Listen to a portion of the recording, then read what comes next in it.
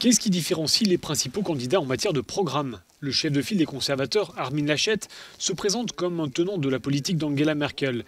Il entend maintenir le cap centriste et pro-européen. Tenant d'une orthodoxie budgétaire, il veut veiller sur les dépenses pour éviter tout risque d'endettement supplémentaire. Il a néanmoins promis des allègements d'impôts, notamment pour les familles. Il souhaite construire 1,5 million de nouveaux logements en 4 ans et compte alléger la bureaucratie. Le chef de file des sociaux-démocrates est Olaf Scholz, jusque-là ministre des Finances. Il a promis de revenir au plus vite aux règles budgétaires inscrites dans la Constitution européenne après les 2 années de crise sanitaire, mais sans pour autant replonger dans l'austérité.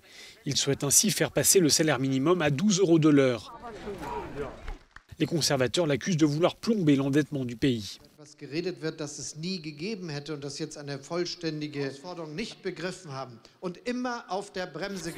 Le parti vert est emmené par cette femme, Annalena Baerbock. Sans surprise, elle affiche de grandes ambitions en matière d'écologie, en tournant le dos aux centrales à charbon ou encore en autorisant sur la route que des voitures sans émissions. Selon elle, de gros investissements doivent être engagés pour développer les infrastructures. Enfin, la candidate des Verts promet une transition numérique passant par une plus grande accessibilité à Internet. Comme souvent en Allemagne, aucun parti ne sera en mesure de gouverner seul. Mais alors, quelle coalition pourrait voir le jour?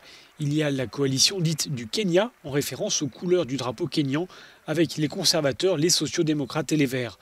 Tout dépendra aussi du score réalisé par les libéraux, traditionnellement représentés en jaune. Le Parti libéral se voit bien en faiseur de roi, en posant quelques conditions dans le programme économique. Et puis il faudra aussi tenir compte du résultat de l'AfD, l'Alternative pour l'Allemagne, même si aucun des partis de gouvernement ne souhaite faire alliance avec cette formation d'extrême droite.